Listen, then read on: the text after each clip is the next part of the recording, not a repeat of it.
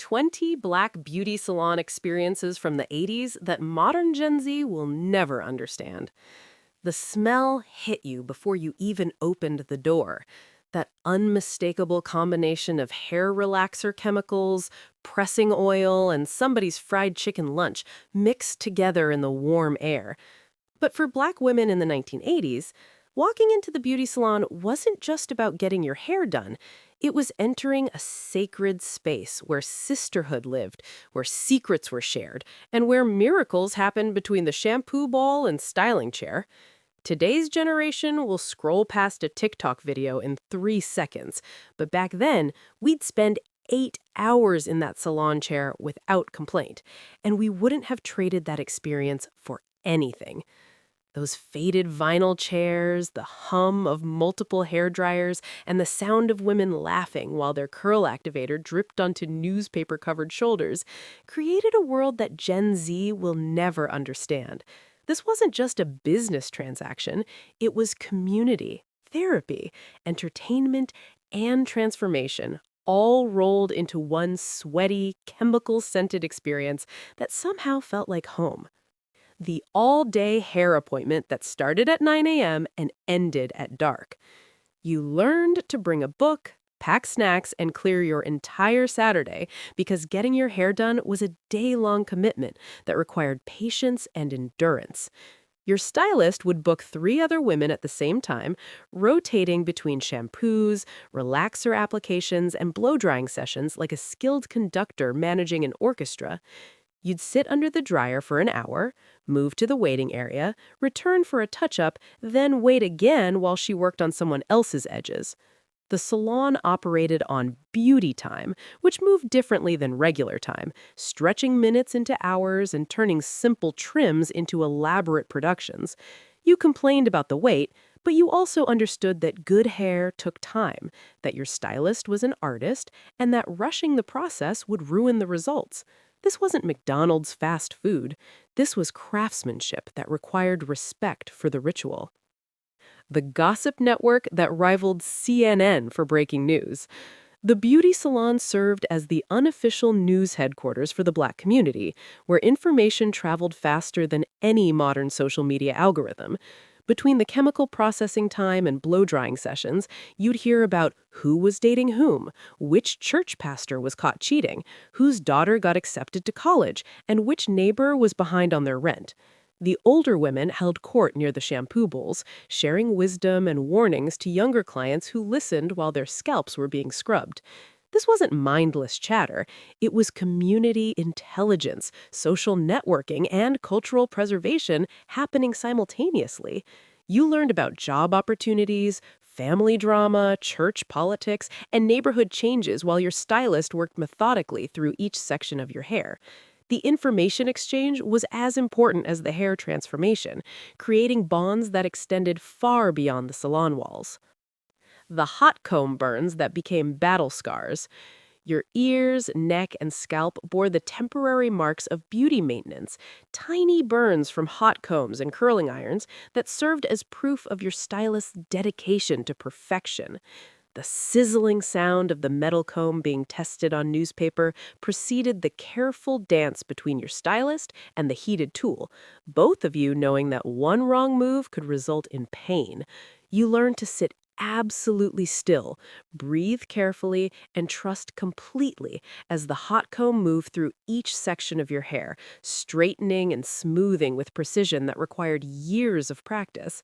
The occasional burn was accepted as part of the process, a small sacrifice for smooth, straight hair that moved like silk in the wind.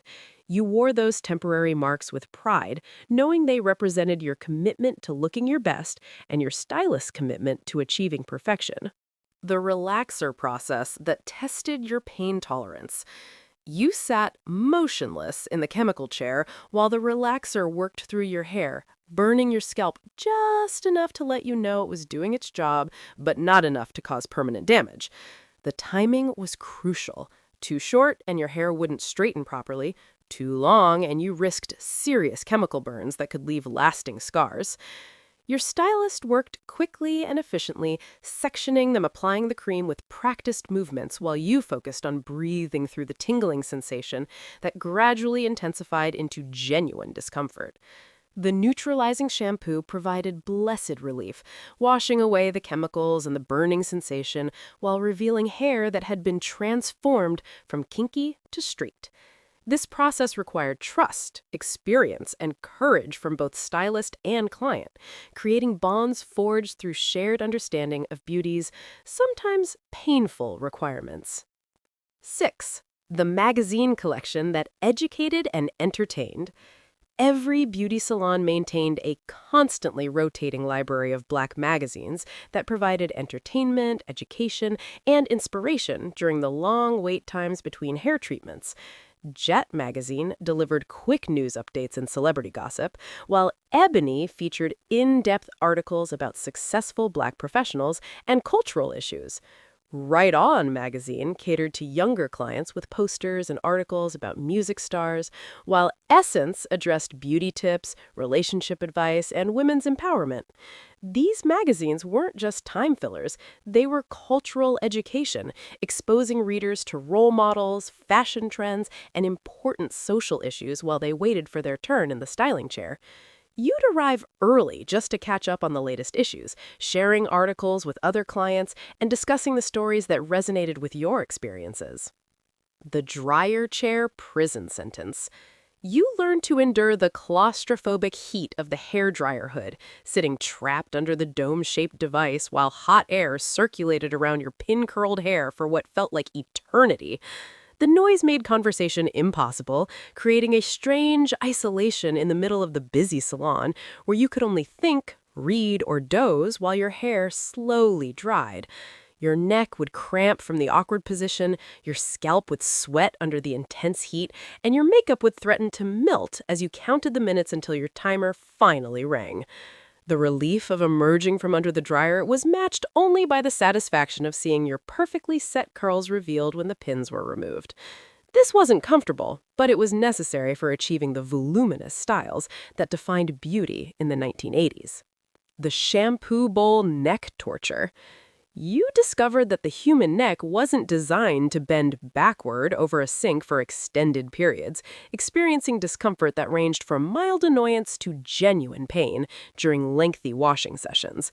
The angle was always wrong, creating pressure points that ached long after the shampooing was finished, but complaining was considered ungrateful when you were receiving the luxury of having your hair washed by someone else. Your stylist would massage your scalp with skilled fingers, working different products through your hair while you tried to find a comfortable position that didn't exist. The hot water felt incredible against your scalp, but your neck paid the price for every minute of that indulgence. This was beauty through suffering, accepting temporary discomfort for the greater good of clean, healthy hair that would hold its style better. The walk-in emergency that disrupted everyone's schedule. You witnessed the drama that unfolded when someone with a hair emergency showed up without an appointment, creating tension between scheduled clients and desperate walk-ins who needed immediate attention. Weddings, funerals, job interviews, and unexpected dates created hair crises that demanded flexible scheduling and diplomatic negotiation from salon staff. Your own appointment might be delayed while your stylist squeezed in a quick trim or emergency touch-up for someone whose regular stylist was unavailable. The waiting area became a forum for discussing priorities, with established clients asserting their appointment rights, while walk-ins pleaded their paces with varying degrees of success. This taught you about community support, scheduling respect, and the social hierarchies that govern salon politics in ways that required both firmness and compassion. 10. The plastic cape greenhouse effect. You endured the uncomfortable reality of being wrapped in non-breathable plastic capes that trapped heat and created a personal sauna around your upper body during lengthy styling sessions. The synthetic material stuck to your skin, accumulated condensation, and made you feel overheated while chemicals were applied and heat tools were used on your hair. Your clothes underneath became damp with perspiration, and the cape's static electricity made it cling to everything it touched, creating an additional layer of discomfort during already lengthy procedures. Removing the cape after hours of wear provided relief similar to taking off tight shoes after a long day, but the protection it provided for your clothing made the discomfort worthwhile. This was another small sacrifice in the name of beauty maintenance. 11. The Stylist loyalty code that bordered on religious devotion. You understood that finding a good stylist meant committing to a relationship that involved trust, consistency, and unwavering loyalty that could last for decades. Switching stylists was considered a betrayal that required explanation and justification, creating social complications that extended beyond simple business transactions. Your stylist knew your hair's personality, your scalp's sensitivity, and your lifestyle needs in ways that made them irreplaceable members of your beauty team. You'd drive across town, wait extra hours, and pay premium prices rather than risk your hair to someone new who might not understand your specific needs. This loyalty was rewarded with preferential scheduling, personalized service, and the peace of mind that came from trusting your appearance to someone who genuinely cared about your satisfaction. 12. The chemical smell that lingered for days. Your hair and clothes absorbed the distinctive aroma of relaxer chemicals, creating a scent memory that announced your recent salon visit to everyone you encountered for the next several days. The smell wasn't entirely unpleasant, but it was unmistakably artificial and strong enough to trigger memories and recognition from others who understood the salon experience. You'd catch whiffs of it on your pillowcase, in your car, and when you moved your head too quickly, serving as a constant reminder of the transformation your hair had undergone. Shampoo couldn't completely eliminate the odor, which seemed to penetrate beyond the surface level and required time to naturally fade away. This chemical signature was part of the relaxer experience, accepted as proof of the serious treatment your hair had received. 13. The Neighborhood Intelligence Network. You realized that your beauty salon served as an informal community center where important information was shared, problems were solved, and support networks were strengthened through casual conversations that happened while hair was being styled. Job openings were announced, babysitting arrangements were made, and recommendations for everything from doctors to mechanics were exchanged between clients who trusted each other's judgment. The relationships formed in styling chairs extended into real friendships that provided emotional support during difficult times and celebration during moments of joy. This social networking happened naturally and organically, creating bonds that were often stronger than those formed in more formal settings. The salon was where community lived, breathed, and flourished through the simple act of women caring for each other while caring for their appearance. 14. The edge-up precision that required surgical skill. You watched with fascination and nervousness as your stylist used a straight razor to clean up your hairline, creating perfect edges that framed your face with mathematical precision. This delicate procedure required steady hands, sharp tools, and years of experience to avoid nicks and cuts while achieving the clean lines that completed your overall look. The sound of the razor scraping against your skin was both satisfying and terrifying, representing the final touch that transformed a good haircut into a masterpiece. Your edges were your stylist's signature, the detail that announced their skill level to anyone who understood the technical difficulty of achieving straight, even lines. This finishing touch was what separated amateur work from professional artistry. 15. The touch-up appointment scheduling drama. You navigated the complex social politics of scheduling touch-up appointments, competing with other clients for prime time slots while trying to maintain your hair's appearance between full-service visits. The most popular stylists were booked weeks in advance, requiring strategic planning and flexibility to secure appointments that fit your schedule and your hair's needs. Emergency touch-ups created additional scheduling challenges, forcing stylists to juggle regular appointments with crisis management while trying to accommodate everyone fairly.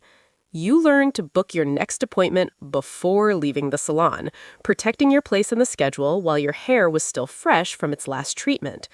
This advanced planning was essential for maintaining consistent appearance in a world where good stylists were valuable resources with limited availability. 16. The silk scarf and satin pillowcase religion. You adopted a nightly ritual of hair protection that involved carefully wrapping your freshly styled hair in silk scarves and sleeping on satin pillowcases to preserve your salon investment for as long as possible. The smooth fabrics reduced friction that could cause frizz, breakage, or flatten sections that would require daily touch-ups to maintain your professional appearance. Your bedtime routine became as important as your morning routine, with specific wrapping techniques that protected different hairstyles while you slept. The scarves were fashion statements in their own right, available in colors and patterns that coordinated with your pajamas and personal style. This nighttime maintenance extended the life of your salon visit, making the time and money invested more worthwhile by preserving the results longer. 17. The pressing comb technique that required master-level skill.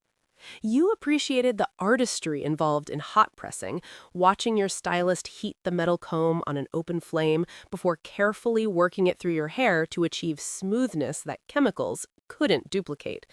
The temperature control required intuitive understanding of heat, hair texture, and timing that came only through years of practice and countless burns from learning the technique. Your stylist tested the comb's temperature on paper before touching it to your hair, creating a ritual of caution that protected your scalp while ensuring effective straightening. The results were temporary but beautiful, creating silk-smooth hair that moved naturally and required minimal daily maintenance. This old-school technique connected you to generations of Black women who had achieved beauty through similar methods. 18. The curl pattern consultation process. You participated in detailed discussions about your hair's natural curl pattern, density, and growth habits that helped your stylist determine the best treatments and styles for your individual needs. These consultations required honesty about your hair care routine, lifestyle demands, and styling preferences that would influence the final results of your salon experience. Your stylist examined your scalp condition, tested small sections for chemical sensitivity, and asked questions about your hair's history with previous treatments. This personalized assessment ensured that every service was customized to achieve the best possible outcome for your specific hair type. The consultation process was educational, teaching you about your hair's unique characteristics and the products that would work best for home maintenance.